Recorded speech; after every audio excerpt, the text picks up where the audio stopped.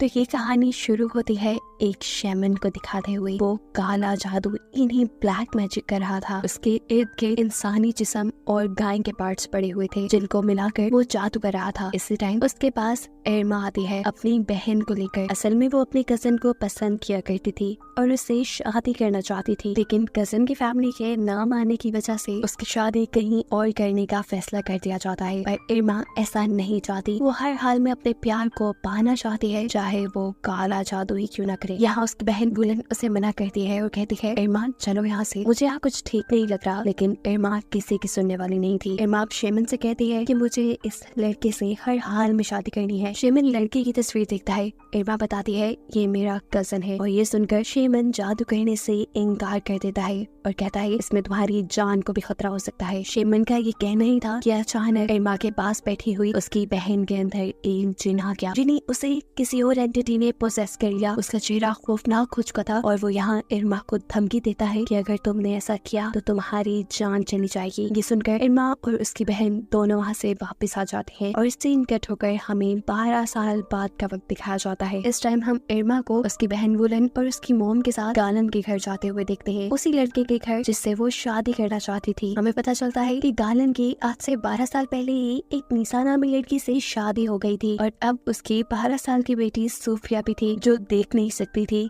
यानी वो ब्लाइंड थी। ये सभी लोग यहाँ सोफिया की बर्थडे पार्टी सेलिब्रेट करने के लिए आए थे। इसी टाइम पर हमें गालन की मदर को भी दिखाया जाता है। गालन की मदर और एरमा की मॉम दोनों बहनें हैं। हमें मालूम हुआ कि गालन की मदर काफी टाइम से बीमार है। यहाँ पर हमें मालूम होता है कि सिर्फ एरमा ही नहीं बल्कि गालन भी एरमा के प्यार में एक वक्त में पागल हुआ करता था। उसने अपनी मॉम के कहने पर निसा से शादी तो कर ली, लेकिन वो आज भी एरमा के काफी करीब था। लेकिन अब उसे एहसास होने लगा था कि एरमा के साथ रहते रहते वो अपनी प्यारी से बेटी और अपनी वाइफ के साथ ज्यादती कर रहा है। इसीलिए उसने इरमा से दूर जाने का फैसला कर लिया। लेकिन इरमा ऐसा होने नहीं देना चाहती थी क्योंकि अब इरमा भी प्रेग्नेंट थी। ये सुनकर गालन उसके साथ बहुत ही रूड बिहेव करता है और उसे घर जाने को कहता है। घर आकर भी इरमा उसे बहुत कॉल्स करने की कोशिश करती है, लेकिन गालन उसकी कॉल्स को कॉन्टिन्यूसली इग्नोर कर रहा था। इरमा की बहन जो कि इरमा और गालन के बारे में सब कुछ जानती थी, वो इरमा से कहती है अब गालन तुम्हारा कभी नहीं हो सकता, तुम उसका पीछा क्यों नहीं छोड़ देती? तुम अच्छी तरह जानती हो उसकी एक फैमिली है और तुम उसकी फैमिली खराब कर रही हो। वुलन की बातों से एरमा को बहुत ज्यादा गुस्सा आ जाता है और वो डांट कर वुलन को ही अपने कमरे से बाहर निकाल देती है। इस टाइम उसे वैसे भी वुलन से ज्यादा गालन पे गुस्सा आ रहा था क्योंकि एक वक्त ऐसा भी था जब गालन ने उसके साथ जीने मरने की कस्में खाई थी, पर अब जैसे वो सब भूल चुका था। गुस्से में एरमा अब गालन की काम करने वाली जगह पे पहुंच जाती है। वो इस टाइम गुस्से में थी और गालन से अपने बच्चे को एक्सेप्ट करने को कह रही थी, लेकिन यहाँ पे गालन उसकी बात नहीं सुनता और उसके साथ बहुत रूड बिहेव करता है। उससे एरमा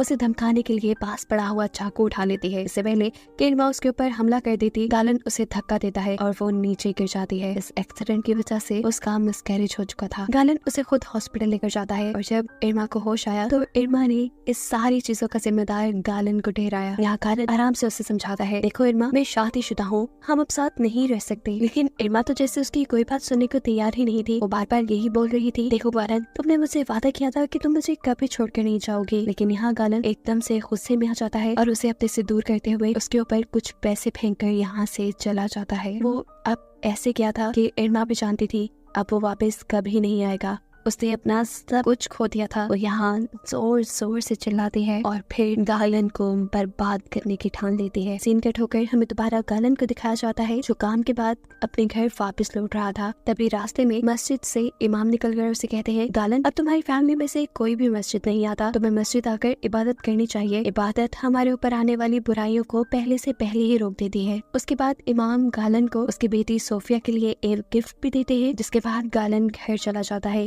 बहुत ज्यादा थका हुआ था इसीलिए सो गया, पर तब सोते हुए सोफिया उसके पास आई। सोफिया ने उसे जगाया और यहाँ हमें दिखाया गया कि सोफिया ने अपनी आंखें बाहर निकाली हुई थी, जिसे वो गालन को देते हुए कहती है डैड, इस मर्तबा अगर आप मुझे कोई गिफ्ट देंगे तो मुझे आंखें गिफ्ट करना।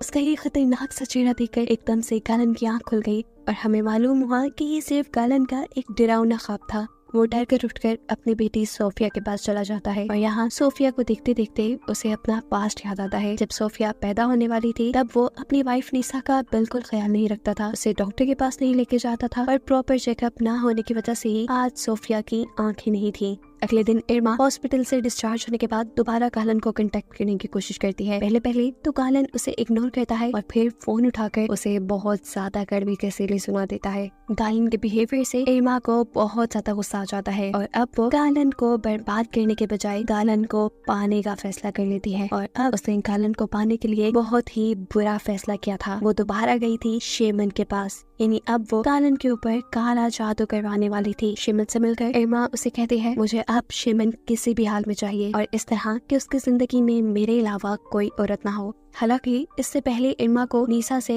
या सोफिया से, गालन की बेटी से कोई प्रॉब्लम नहीं थी। यहाँ तक कि वो तो सोफिया यानी गालन की बेटी से बहुत प्यार करती थी, लेकिन अब गालन के ही बिहेवियर ने उसे यहाँ तक पहुँचा दिया था। वो शेमन से कहती है, इस काम के लिए चाहे आप मेरे से कोई भी कीमत ले लें, लेकिन अब मुझे गालन सिंगल चाहिए। शेमन अभी भी उसे कहता है, देखो लड़की, तुम बात नहीं मान रही, ये काम बहुत ज्यादा खतरनाक है। लेकिन इरमा को परवाह नहीं थी। इरमा यहाँ पर अपनी और अपनी बहन की सारी गोल्ड की ज्वेलरी उसने दे देती है, जिसे देखते हुए शेमन की मॉम ही शेमन को ये काम करने को कह देती है। अपने मॉम के कहने पर ये शेमन इरमा की मदद करने को राजी हो जाता है और फिर इरमा को बताता है कि इस दुनिया में बहुत किस्म के जिन होते हैं और उसमें से एक किस्म है अनजार जिन्स की, जो कि काफिर है, मुसलमानों से बहुत ज्यादा नफरत करते हैं और इन्हीं जिन्स का इस्तेमाल करते हुए वो उनके ऊपर काला जादू करेंगे। काला जादू के लिए उसे अब कुछ चीजें चाहिए थी। ये काला जादू होने वाला था नीसा पर, यानी गालन की वाइफ पर, ताकि वो और उसके सारे रिश्ते मर जाए। शेमन उसे नीसा की एक फोटो, बाल और खून लाने का काम देता है, जिसके जरिए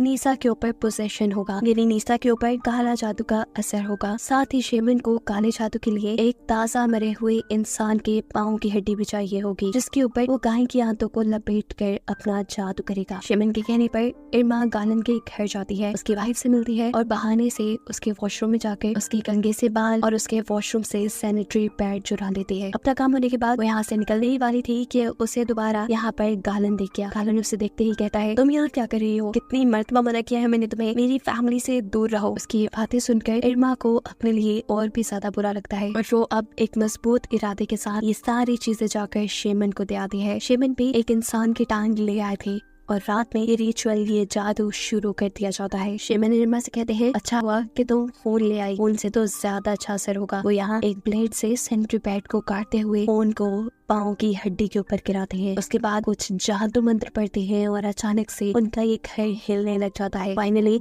यहाँ वो जिन आ चुके थे, जिनकी हेल्प से इन्हें नीसा के ऊपर पोजेशन करवाना था। वो इन जिनों से, जिनों की ही लैंग्वेज में बात कर और नीसा को बर्बाद करने को कहता है। जिन उसकी बात सुनकर यहाँ से चले जाते हैं और शेमन इरमा को बताता है कि अगली 5 रातें नीसा के लिए इंतहाई मुश्किल रातें होंगी, जिसमें उसके सारे ब्लड रिलेशंस मारे जाएंगे। ऐसे इरमा की सारी ख्वाहिशात पूरी हो जाएंगी। पहली रात में हमें दिखाया जाता है कि नीसा जब नमाज पढ़ रही थी, एकदम से उसके सामने गाय के कटे हुए पार्ट्स आ गए, जिसे देखकर वो डर गई। जिसके बाद नीसा को ऐसे महसूस हुआ जैसे उसके ऊपर किसी ने बाल्टी भर के खून गिरा दिया हो। वो डर कर इतनी बुरी तरह चिल्लाई कि गालन यहाँ आ गया और जब गालन की नजर उसके ऊपर पड़ी तो नीसा के कपड़े बिल्कुल साफ थे, वहाँ कोई खून नहीं था। वो नीसा से कहता है, चलो तुम आराम कर लो, मेरा ख्याल है तुम थक गई हो। अगली रात हम देखते हैं कि जादू का असर नीसा के ऊपर दोबारा हो रहा था। ऐसे में वो अपने और अपनी बेटी के डॉल के बाल काट के खा जाती है, जिसकी वजह से उसे उल्टी शुरू हो जाती है। जब वो होश में आई तो तब वो बहुत ज्यादा परेशान हो चुकी थी कि वो क्या उठपटांग की हरकतें कर रही है। वो इन चीजों के बारे में गालन को बताना चाहती थी, लेकिन गालन उसकी बातों पे ध्यान नहीं देता। सीन कट होकर हमें इरमा को दिखाया जाता है, जिसकी बहन यानी वुलन उससे अपनी ज्वेलरी के बारे में पूछ रही है। उसे कहती है, मैं जानती हूँ तुम उस शेमन की ज्वेलरी देकर आई हो ना, तुम कुछ गलत कर रही हो ना। उसकी बातों से तंग आकर इरमा उसे ढांढ कर यहाँ से भगा देती है और रात में हमें देखने को मिलता है कि इरमा की बहन मर गई। इरमा परेशानी से उठ बैठी और अब इरमा की बहन की मरी हुई बॉडी उसे डरा भी रही थी, जिसके चलते इरमा ने जोर से चीख मारी और तभी उसकी बहन वुलन यहाँ आ गई। हमें मालूम हुआ कि ये सब जो इरमा ने देखा था वो सिर्फ उसका वहम था। इरमा की बहन तो अभी जिंदा थी। काला जादू तो इरमा ने नीसा पे करवाया था, लेकिन शायद इरमा खुद अपने ही करवाए जादू के असर में आती जा रही है। खैर, अगले सीन में हमें नीसा को दिखाया जाता है। नमाज पढ़ते पढ़ते एकदम से उसे उल्टी हो जाती है। अजीब बात ये थी कि उसकी वॉमिट में, उसकी उल्टी में कीड़े आ रहे थे, बहुत बड़े बड़े कीड़े, जिसे देखकर वो डर गई। उसके साथ पिछले इतने दिनों से जो कुछ भी गलत हो रहा था, वो इन सब के बारे में किसी से बात करना चाहती थी। इसलिए वो इन कीड़ों को भी उठाकर एक जार में डाल देती है ताकि वो इन कीड़ों को किसी को दिखा सके। इसके बाद इरमा गालन की मोम के कमरे में जाती है। यहाँ वो आई तो उनका ख्याल रखने के लिए थी, लेकिन अचानक ही पता नहीं उसे क्या हो जाता है। ऐसे लग रहा था कि जैसे किसी चीज ने उसे पोजेस कर लिया, जिसके चलते वो गालन की मॉम को मारने ही वाली थी। लेकिन तभी अचानक उसे होश आ गया। उसे समझ नहीं आ रही थी उसे ये सब क्या कर दिया। वो यहाँ गालन की मॉम से माफी मांगती है और कहती है मैं आपको मारना नहीं चाहती थी, पता नहीं मुझे क्या हो रहा है, मुझे खुद समझ नहीं आ रहा। इससे पहले कि कुछ और गलत होता, निशा बगैर वक्त जाए किए किसी से मदद लेने का फैसला करती है और बाथरूम में जाकर जब उस जार को उठाती है जिसमें उसने अपनी उल्टी में निकले हुए कीड़े बंद किए थे, तो वो ये देखकर हैरान हो गई कि वहाँ अब वो कीड़े नहीं थे। दूसरी तरफ गालन की मॉम जो कि चल भी नहीं सकती थी, हमें दिखाया जाता है कि वो बिल्कुल सही चलते हुए किचन में आती हैं और गर्म खाने से भरा हुआ बर्तन उठाकर अपने ऊपर डाल देते हैं। निशा जो अभी भी बाथरूम से बाहर निकली थी, वो ये सब देखकर परेशान हो गई क्योंकि अब गालन की मॉम के पूरे जिस्म पे बड़े बड़े आंवले बन चुके थे। उनका जिस्म जल चुका था और कुछ ही देर में उनकी मौत हो गई। तीसरी रात में हमें दिखाया जाता है कि गालन की मॉम का फ्यूनरल था और सभी यहाँ पर आए हुए थे। फ्यूनरल पर निशा एकदम से ही अपने ऊपर से कंट्रोल खो देती है, उसे कोई एंटिटी पोसेस करती है और इसी पोजीशन में वो गालन की मॉम की डेड बॉडी को वहाँ से उठाकर दूर फेंक देती है। सभी लोग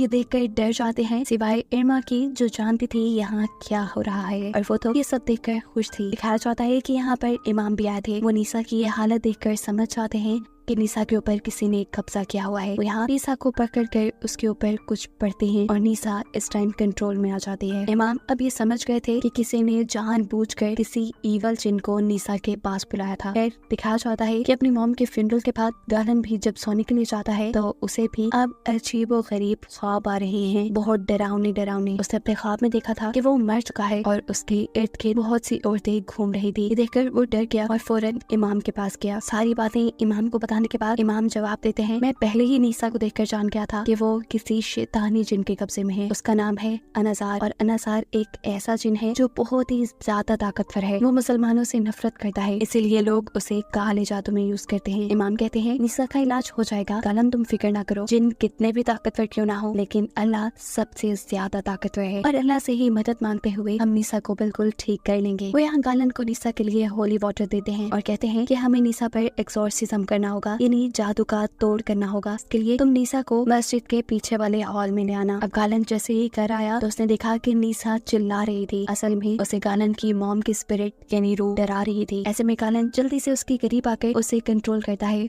और उसके सर पे हॉली वाटर लगा देता है, जिसकी वजह से निशा को बहुत दर्द होता है। उसकी इस हालत को देखते हुए गालन को बहुत ज्यादा बुरा लग रहा था क्योंकि अब गालन के पास उसकी बेटी और उसकी वाइफ के अलावा कोई नहीं था। वो प्यार से यहाँ निशा को सुलाकर रेडियो पे कुरान पाक चलाकर चला जाता है, लेकिन उसके जाते ही रेडियो बंद हो गया और निशा को जिन्होंने बुरी तरह पोसेस कर लिया। अब तो उसकी आंखें भी अजीब हो चुकी थी, उसके होंठ दांत काले और वो खुद एक जिन की तरह दिखने लगी थी। सीन कट होकर हमें इरमा की मॉम को दिखाया जाता है जो गालन की मॉम की बहन थी। गालन की मॉम की मौत के बाद उनको भी बहुत ही डरावने ख्वाब आ रहे थे। आज वो भी किचन में किसी चीज को देखकर डर जाती हैं और जोर जोर से चीखें मारती हैं। उसके बाद वो पागलों की तरह अपने किचन के बर्तन तोड़ डालती हैं और उन्हीं बर्तनों का कांच खाते हुए उनकी भी यहाँ मौत हो जाती है। अपनी मॉम की मौत से इरमा बहुत ज्यादा डिस्टर्ब हो चुकी थी। वो जान चुकी थी कि उसने जो जादू करवाया है कहीं न कहीं उसका असर उल्टा पड़ता जा रहा है। इससे पहले कि कुछ और बुरा हो, वो वुलन यानी अपनी बहन को सब सच बता देती है कि हाँ उसने शेमन से मदद ली थी, उसने शेमन से जादू करने को बोला था, लेकिन शेमन ने कहा था कि इस जादू के बाद सारी मौत निशा के घर पे होगी, निशा के ब्लड रिलेशंस बनेंगे। लेकिन यहाँ तो उल्टा ही होता जा रहा है। यहाँ पर मेरे ब्लड रिलेशंस बढ़ रहे हैं, जैसे मेरी मॉम और उनकी बहन, और अब जो जिंदा बची थी वो वुमन यानी उसकी बहन थी। वुमन भी ये सुनकर बुरी तरह डर गई। वो अब इरमा को अपने से दूर कर रही थी,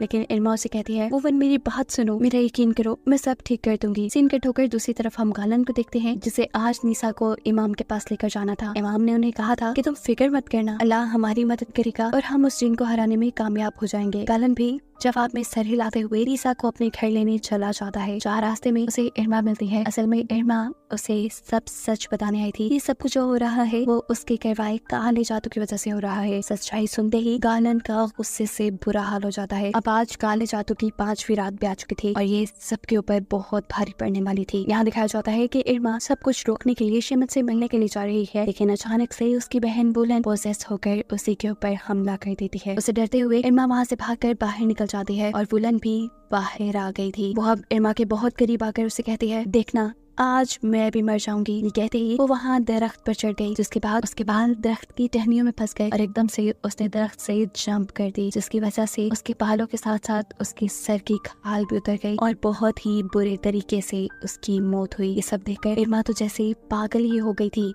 वो अब जल्द से जल्द शेमन के पास जाकर ये सारी चीजें रुकवाना चाहती थी ताकि एटलीस्ट उसकी जान बच जाए। जबकि दूसरी तरफ हम देखते हैं कि इमाम साहब नीसा का एक्सॉर्सिज्म भी शुरू कर चुके थे। जैसे जैसे वो मुस्लिम्स की होली बुक यानी कुरान पाक पढ़ते रहते हैं, इरमा की हालत बिगड़ती रहती है। उसको जिन्होंने पोजेस किया हुआ था वो यहाँ कंट्रोल से बाहर हो जाते हैं और इस जगह मौजूद सभी इंसानों के ऊपर हमला करके उन्हें मार डालते हैं। इधर इरमा जो शेमन के ठिकाने पे पहुंच चुकी थी, शेमन उसे वहाँ कहीं नहीं मिलता। एकदम से नेगेटिव एनर्जीज उसे ही अपने कंट्रोल में ले लेती हैं। उसका जिस्म अकड़ जाता है, हड्डियां मुड़ जाती हैं, कमर टूट जाती है और ऐसे ही एक एक करके उसकी सारी बॉडी टूटकर उसकी भी यहाँ बुरे तरीके से मौत हो जाती है। यहाँ मस्जिद में नीसा जिनों के सरगे बहुत से लोगों को मारने के बाद अब गालन को भी पकड़ चुकी थी। इससे पहले कि वो गालन को भी मारती थी, यहाँ इमाम उसे बेहोश कर देते हैं। लेकिन उसे बेहोश करने के बाद भी ये लोग देखते हैं कि यहाँ सारे बुरे काम वैसे ही चल रहे थे और तब इमाम की नजर जाती है सोफिया पर, यानी नीसा की बेटी पे। और सबसे बड़ा सच ये रिवील होता है कि जो जादू इरमा नीसा के ऊपर करवा कर आई थी, वो जादू तो नीसा के ऊपर हुआ ही नहीं था बल्कि सोफिया के ऊपर हो गया था और जिन्होंने सोफिया को ही पोजेस किया हुआ था। और इसकी वजह ये थी कि इरमा ने बाथरूम में से जो सैनिटरी पैड और जो बाल उठाए थे वो नीसा के नहीं बल्कि सोफिया के थे। इसी वजह से नीसा के बजाय सोफिया के सारे ब्लड रिलेटिव्स मारे गए थे, जिसमें इरमा की भी फैमिली शामिल थी। यहाँ सोफिया गालन को मारने लगती है, जिस पर गालन उससे माफी मांगता रह जाता है, लेकिन सोफिया एक नहीं सुनती और बेरहमी से अपने डैड को मार डालती है। यहाँ इमाम जब नीसा को छोड़कर सोफिया के ऊपर एक्सॉर्सिज्म करते हैं तो ये एक्सॉर्सिज्म काम कर जाता है और जिन सोफिया को छोड़कर चले जाते हैं। ये हकीकत अगर इन लोगों को पहले पता चल जाती कि जादू असल में सोफिया के ऊपर हुआ था तो ये लोग काफी लोगों की जान बचाने में कामयाब हो जाते। पर अफसोस अब काफी लोग मर चुके थे। कहानी के आखिरी सीन में हमें दिखाया जाता है कि अब नीसा जिंदा है, लेकिन बहुत ही बुरी हालत में वो हॉस्पिटल में एडमिट है और तभी उसके पास सोफी आई है। सोफी की हालत अभी भी खराब थी। उसका खौफनाक चेहरा ये बता रहा था कि अभी भी जिन्होंने उसे पोसेस किया हुआ है और अब वो अपनी सबसे करीबी और आखिरी ब्लड रिलेटिव यानी अपनी मॉम को मारेगी, जिसके साथ ये कहानी यही खत्म हो जाती है।